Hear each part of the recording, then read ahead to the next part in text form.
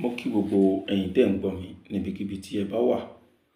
Ògùn kan ni mo fẹ́ kọ́ wa. Ògùn náà ni Yorùbá ń pè ní ajẹ́gùn. Kí lẹ̀ ń jẹ́ ajẹ́gùn? Ajẹ́gùn ni pé tí wọ́n bá lo ògùn ìbílẹ̀ títí tí ò ṣiṣẹ́ lára ẹ̀. Ajẹ́gùn ni ògùn tí ó ń tàn máa ṣe tógùn ìbílẹ̀ tó fi máa ṣiṣẹ́ lára ẹ̀.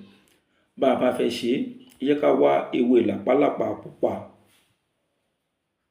Ẹ jẹ́ ká wá ewé làpálàpá funfun náà. A wá ewé etí pọ́nlá, ọṣẹ, yálà ọṣẹ dúdú ni àbí funfun. Ẹ jẹ́ ká gún papọ̀. Tá bá gún tán, a fi òrí díẹ̀ a fi pò ó. Tá bá fi òrí díẹ̀ pò ó, a wá kó sínú ike funfun kékeré kan. A máa wá fi wẹ̀ lálaalẹ́ pẹ̀lú àṣẹ Ọlọ́run. Bàbá ṣe ń ṣe ògùn ìbílẹ̀, ògùn táwọn èèyàn ti lò tó ṣiṣẹ́ tí wọ́n wá lò torí pé kò ṣiṣẹ́. Lẹ́yìn tó bá ṣe iṣẹ́ ìtàn, tó bá ti wọ ibi ọjọ́ mélòó kan, ìwọ lọ gbé ògùn náà wá rí pé á padà máa ṣiṣẹ́. Ajẹ́gùn òun lẹlòmíràn ló nílò. Tó máa ní babaláwo fake, àwọn fake ló wà láyé ìsìn. Ẹlòmíì ń ṣe fake. Ìwọ gangan fún rẹ ló nílò ajẹ́gùn. Ẹ má gbàgbé pé ìdí tí a fi ń ṣe àwọn fídíò sí òun náà ni láti polówó ẹgbẹ́ kan. Orúkọ ẹgbẹ́ náà ni Association of Africa Tradition and Culture. Ẹgbẹ́ tó ń gbé àṣà ìbílẹ̀ lárugẹ ní gbogbo ilẹ̀ adúláwọ̀, pàápàá jùlọ ilẹ̀ Yorùbá. Ní tá ṣe dá ẹgbẹ́ náà kalẹ̀ òun náà ni pé tá bá wo àṣà Yorùbá, a rí pé kò sí bó ṣe wà mọ́.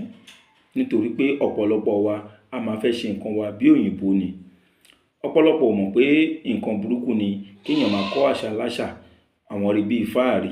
So èyí la dá ẹgbẹ́ ilẹ̀ láti lè máa kéde fún ọmọ Yorùbá pé ìran tó bá ti sọ àṣà wọn nù, ìran náà ó máa di àtẹ̀mẹ́rẹ̀ ni. Nítorí pé ọ̀pọ̀lọpọ̀ nǹkan tí àwọn èèyàn ń ṣe ní ilẹ̀ Yorùbá ní máa rà mọ́. Nǹkan tó wá látòkè òkun òun la máa rà. Tó bá ti jẹ́ pé àṣà wa ná ní ẹ̀. Fún àpẹẹrẹ, ọ̀pọ̀lọpọ̀ àwọn èèyàn ló ń ṣe bàtà palm ní ilẹ̀ Yorùbá. Tó bá ti jẹ́ pé a ti gbàgbé àṣà tiwa, á jẹ́ pé àìníra tiwọn, Italian shoe ni gbogbo wa máa wá kiri. Bó ṣe affect business àwọn tó ń ṣe bàtà, bẹ́ẹ̀ náà ló máa affect business oríṣiríṣi. Ó túmọ̀ sí pé tá bá fẹ́ ṣe títì, ní gbé fún contractor tiwa bó tilẹ̀ wù kó dáa tó. Nǹkan òyìnbó òun la máa lọ kówó rà. Èyí ló fà tó jẹ́ pé lọ́pọ̀lọpọ̀ ìgbà tí dọ́là bá lọ sókè, ó máa affect wa níbí. Dọ́là ń ṣe owó Nàìjíríà. Ná dọ́là láàrin ara wa. Ṣùgbọ́n ní tó máa jẹ́ kí dọ́là máa affect wa ni pé àwọn nǹkan tilẹ̀ wá ń bí àwa ò kí ń gbé lárugẹ. Nǹkan tilẹ̀ wá ń bí kò kí wù wá. Mo ti rí pastor kan tó sọ pé nothing come out from black. Black is colorless. Mo á gbọ́dọ̀ pé léyìí ó gbádùn. Ìwọ tó jẹ́ pé èèyàn gidi ni ìwọ tó jẹ́ pé èèyàn dúdú ni ẹ tó tún ń tako dúdú.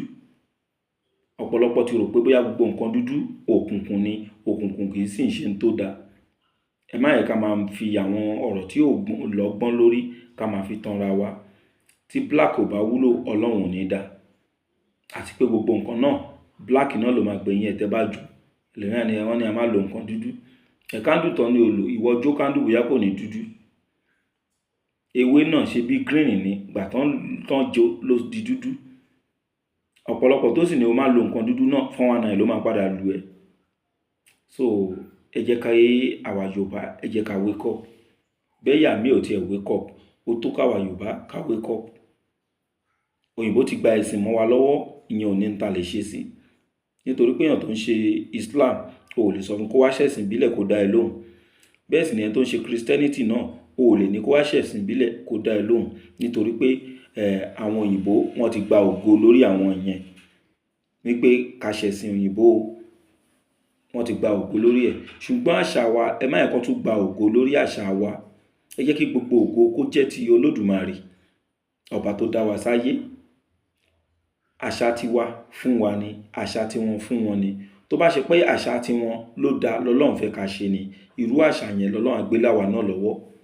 Ṣùgbọ́n àwọn wọ́n fẹ́ mú wa lẹ́rú náà ṣe gbé àṣà tiwọn wá bí. Wọ́n sì ti succeed lórí ọ̀rọ̀ ẹ̀sìn. Ṣùgbọ́n lórí ọ̀rọ̀ àṣà, ẹ má yẹ kó succeed láti darapọ̀ mọ́ ẹgbẹ́ tó ń gbé àṣà Yorùbá lárugẹ tá ti ń kọ́ra wa lógún ìbílẹ̀ lórí WhatsApp. Ìwọ náà kàn sí Dr. Lekan Salami lórí WhatsApp wọn 08028565188. Kì í ṣe kọ́ọ̀lù WhatsApp message ni ká lè ṣàlàyé bó ṣe lè darapọ̀ mọ́ ẹgbẹ́ wa. Ẹgbẹ́ tá à ń sọ a register pẹ̀lú ìjọba o, kì í ṣe ẹgbẹ́ tó kàn message mi pé add me to your group o.